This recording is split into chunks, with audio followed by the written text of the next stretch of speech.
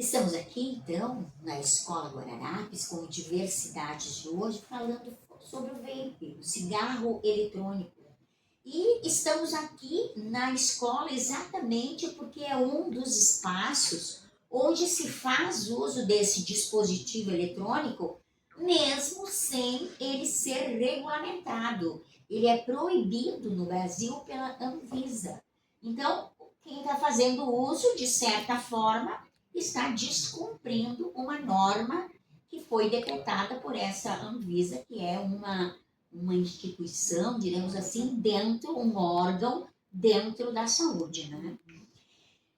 A Valquíria e o Ambreu, os diretores, né, das escolas, já colocaram as suas realidades, que já está instalado, já existe o recolhimento, já se seguem normativas estabelecidas dentro da escola, né?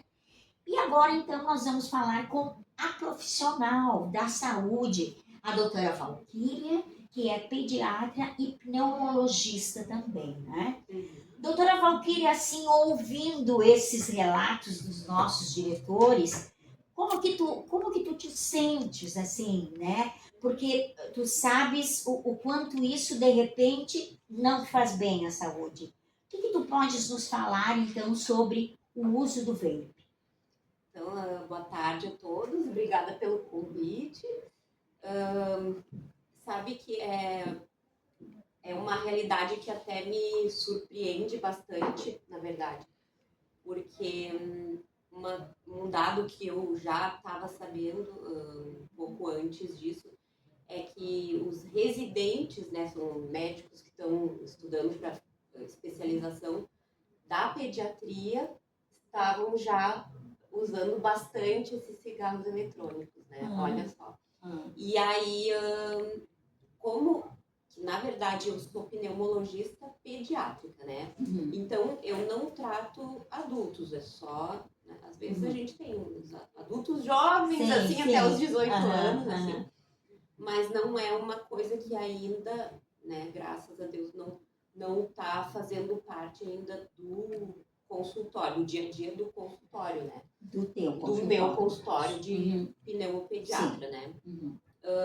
Mas assim, o que se sabe é que assim, o cigarro eletrônico, por muito tempo, se propagou a ideia de que ele era menos danoso do que o cigarro convencional. Sim, E sim. isso se sabe que não é verdade, né? Que os dois são, né, super prejudiciais para a saúde em vários sentidos.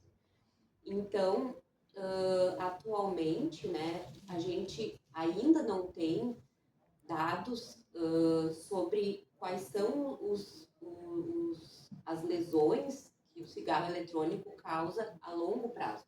Sim. Porque é uma coisa mais recente, né? Sim, sim. Mas o que já se viu é que ele causa uma grande dependência química, né? Tão maior quanto o cigarro convencional, né? E ele, na verdade, tem na composição dos solventes do cigarro eletrônico vários componentes que são cancerígenos, né? Então, assim, eu até dei uma olhada, né? Glicerina, propileno glicol, e aí, assim, tem até aditivos como níquel, chumbo, né? Pesados.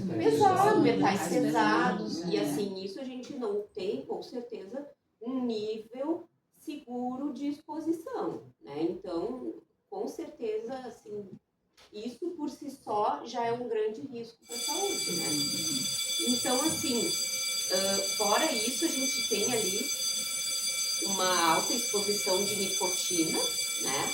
Então, às vezes, mas é um pouco menor. Sim, às vezes é um pouco menor do que no cigarro, mas às vezes consegue ser até maior. Depende da concentração de cada cigarro eletrônico, né? Então, assim, se o cigarro convencional, ao longo do tempo, a gente sabe que causa, né, enfisema, né, doença pulmonar obstrutiva crônica, câncer de pulmão, né, piora a doença cardiovascular, né, inúmeros cânceres fator de risco, né, de laringe, de bexiga, né, então eu acho que a gente consegue inferir que o cigarro eletrônico também vai ser um fator de risco, né? Assim como o cigarro convencional, né? E fora isso, a gente tem relato agora de uma doença que tem uma sigla que é EVALI, né? Que é a E-Cigarette Vaping Product Used Associated Lung Injury. É um nome bem comprido em inglês. Sim. E a gente não tem ainda bem certinho a tradução, assim, né?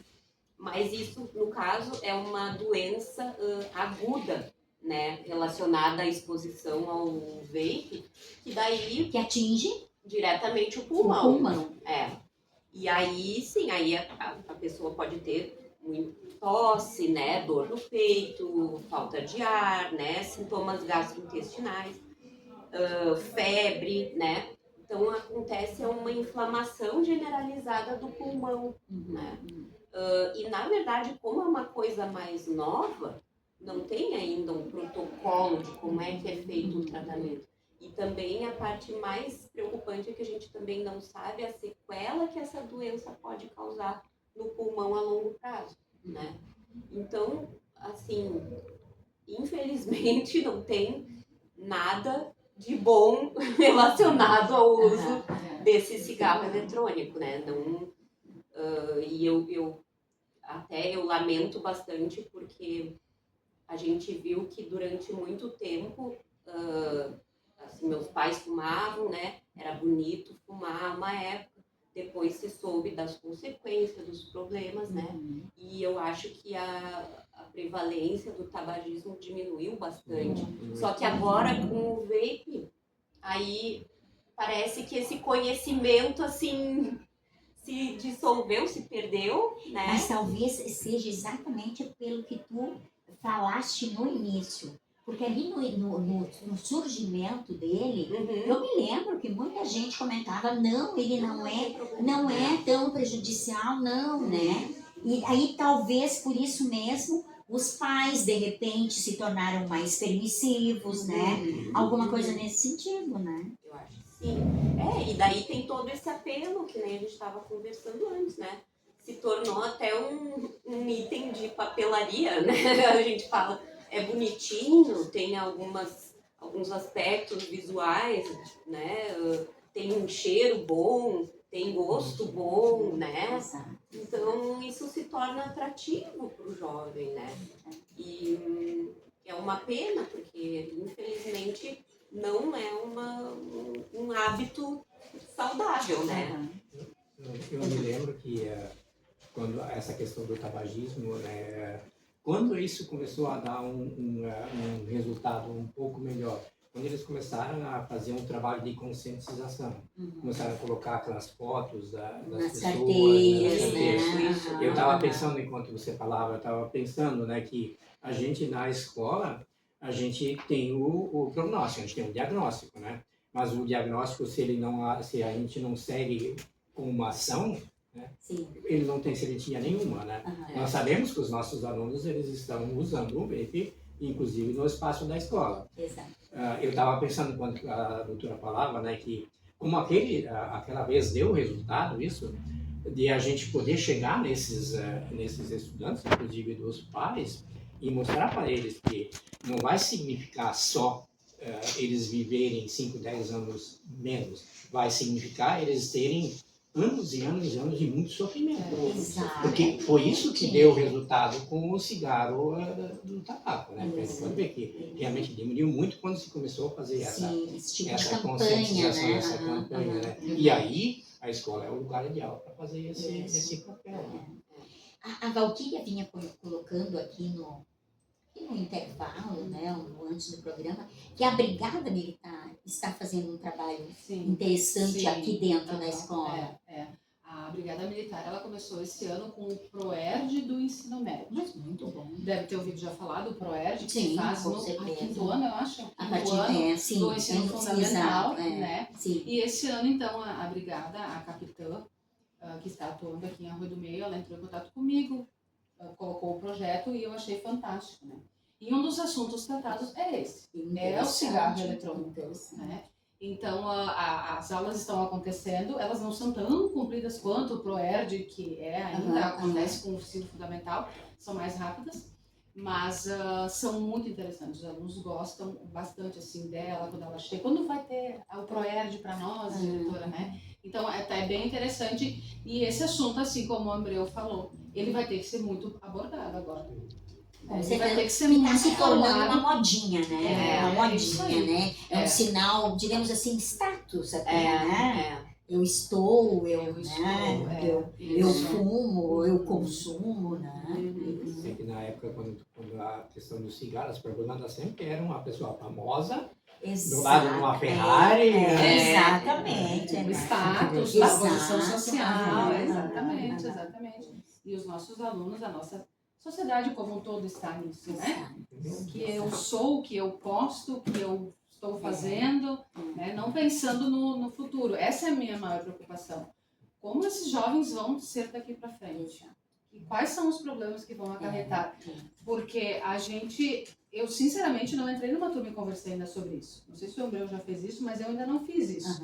Eu sei que a capitã, né, da brigada, ela faz, mas até que ponto quais são os tópicos que ela trata, o que ela fala, eu gostaria até de me informar, conversar com ela. Mas de entrar na sala de aula e falar, assim, vocês já pensaram que pode acontecer tudo isso? Essa doença que a doutora falou, né? Essas coisas, daqui a pouco eles não sabem. Isso. Não sei, né? Eles também, isso sempre, eu não gosto da palavra, da frase sempre foi assim, mas historicamente tem sido realmente, né? Que eles se pautam pela exceção. Porque o famoso fumando com a Ferrari é a exceção. Nem todo jogador de futebol vai se tornar um Neymar. Em 1 milhão, um. Então, eles são muito... eles olham isso, né? Eles pegam a exceção, eles não pegam a regra. Não, exatamente. Isso. Então, nesse bate-papo aqui sobre o vape, né?